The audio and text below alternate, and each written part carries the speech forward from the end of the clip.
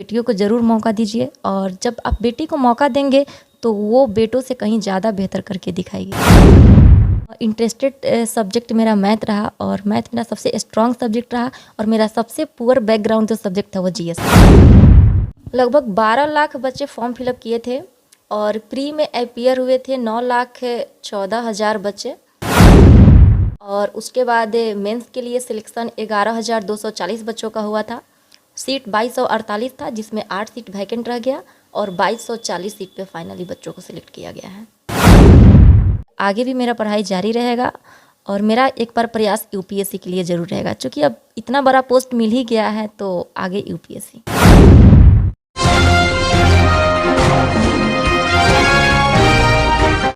सफलता उसे ही मिलती है जिसके सपनों में जान होती है। पंख से कुछ नहीं होता, हौसलों से उड़ान होती है। नमस्कार, मैं हूं नीरज प्रभाकर और आप देख रहे हैं न्यूज़ 0 किलोमीटर।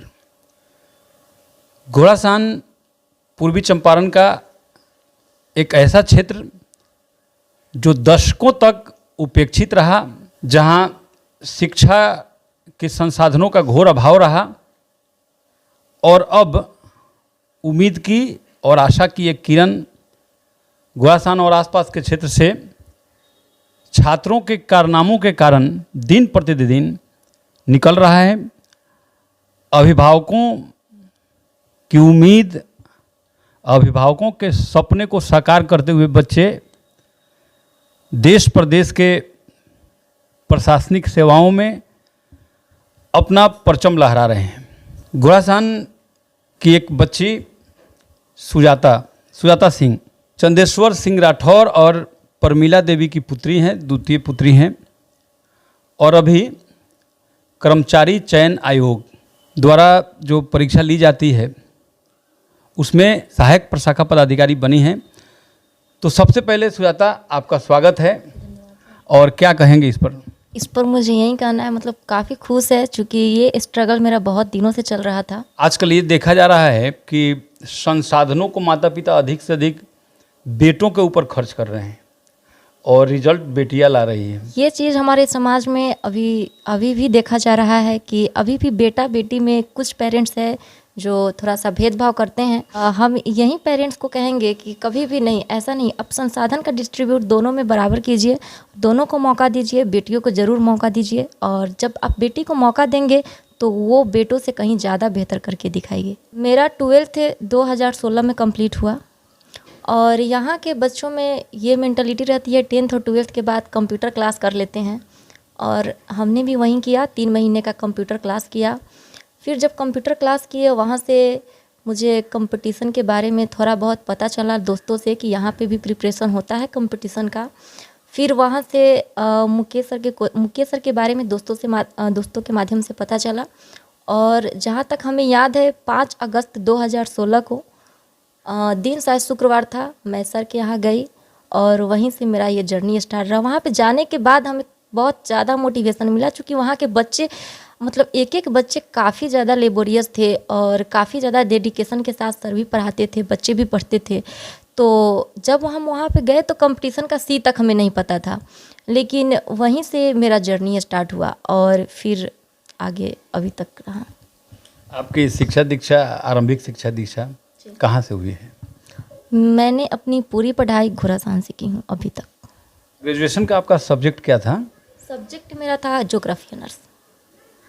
तो एक सामान्य सा प्रश्न आपके लिए भी है, 12th के बाद या मैट्रिक के बाद भी देखा जाता है कि बच्चे का रुझान साइंस स्ट्रीम की तरफ कुछ ज़्यादा होता है और जो आर्ट्स फैकल्टी में जो बच्चे जाते हैं उनको साइंस वाले बच्चे या आमतौर पर समाज या पेरेंट्स भी कुछ हीन भाव से देखते हैं। जबकि अब घोड़ासान ने या इस आसपास के क्षेत्रों में देखेंगे जो भी बच्चे एसएससी कंप्लीट किए हैं या बीपीएससी यूपीएससी, सभी आर्ट्स स्ट्रीम वाले बच्चे हैं अधिकांशतः। क्या कहेंगे इस पर? सब्जेक्ट को लेकर तो हम यही कहेंगे, चाहे वो आप आर्ट्स ले, साइंस ले, कॉमर्स ले, कोई भी सब्जेक्ट ले, सब्जेक्ट से ज़्यादा मतलब ये चीज़ मैटर करता है कि आपको उसके बारे में बेटर नॉलेज होना चाहिए। और ऐसे भी कॉम्पिटिटिव एग्ज़ाम जो है उसमें अभी साइंस से ज़्यादा डिमांड जीएस की है, तो इसलिए तो क्या आपका पकड़ रीजनिंग, मैथ्स इन सब विषयों पर था पहले से? जी, मेरा सबसे इंटरेस्टेड सब्जेक्ट मेरा मैथ रहा, और मैथ मेरा सबसे स्ट्रॉन्ग सब्जेक्ट रहा, और मेरा सबसे पुअर बैकग्राउंड जो सब्जेक्ट था वो जीएस था। जो बीएसएससी एग्ज़ाम है जिसको आपने क्रैक किया है 2011-12, जी फिर 2017-18 और फिर 2022-23 में, यानी CGL 3 का एग्ज़ाम था और CGL 3 एग्ज़ाम को आपने क्रैक किया है। जी तो इसमें तकरीबन कितने बच्चे अपीयर हुए थे और कितने का रिजल्ट आया और कितने का मतलब सिलेक्शन हुआ है, क्या इसके बारे में कुछ बताइए? जी बिल्कुल, लगभग 12 लाख बच्चे फॉर्म फिलअप किए थे, और प्री में अपीयर हुए थे 9,14,000 बच्चे, और उसके बाद मेंस के लिए सिलेक्शन 11,240 बच्चों का हुआ था। सीट 2248 था, जिसमें 8 सीट वैकेंट रह गया, और 2240 सीट पे फाइनली बच्चों को सिलेक्ट किया गया है। अच्छा, इसमें कुछ रैंक तो है नहीं? नहीं, रैंक तो नहीं जारी है, किया लेकिन गया इस पर रोल नंबर कितना था आपका? है। रोल नंबर मेरा था 3,02,45, ही मेरा मेंस का रोल नंबर है।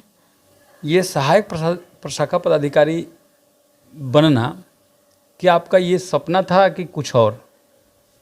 देखिए, स्टार्टिंग में जब हम 12th के बाद 2016 में स्टार्ट किए, उस समय मेरे दिमाग में बस यही था, चूँकि उस समय मेरे एक रिलेटिव मेरे भाई का जॉब हुआ था, एक मेरी फ्रेंड के भाई है, उनका भी रेलवे में जॉब हुआ था, जो मेरे भैया है वो भी रेलवे में ही है। तो बस उस टाइम तो स्टार्टिंग के टाइम यही था कि हमें भी सरकारी जॉब करना है।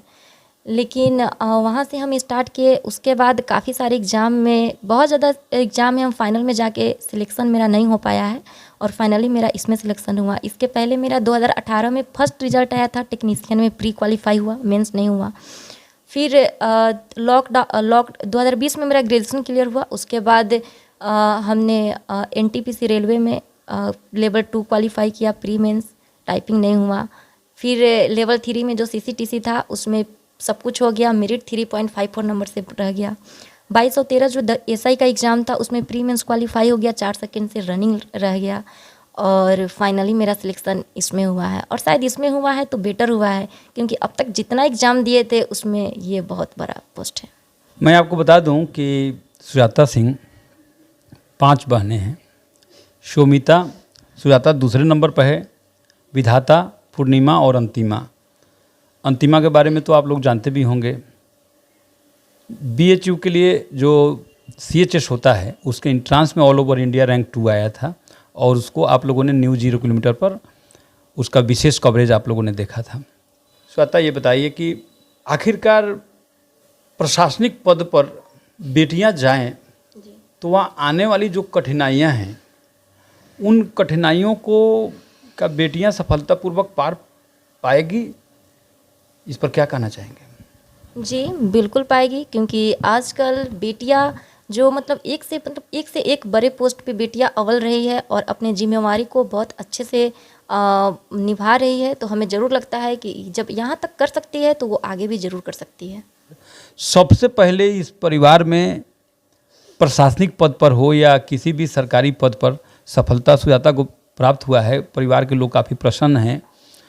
और सुजाता, युवा पीढ़ी के लिए, आज की युवा पीढ़ी जो कोई गाइड करने वाला नहीं है कि क्या करें, तो अपने लक्ष्य का संधारण, अपने लक्ष्य का निर्धारण कैसे करें, इस पर युवा पीढ़ी के लिए आप क्या कहेंगे? जी, सबसे पहले तो वो उन्हें ये समझना होगा कि मतलब हमें किस सब्जेक्ट में ज़्यादा इंटरेस्ट है, हम किस फील्ड में जा सकते हैं। ऐसा नहीं किसी और को देख के हम भी अपना गोल सेट कर लिए कि उसने वो किया तो मुझे भी ये करना है, ऐसा बिल्कुल नहीं करना चाहिए।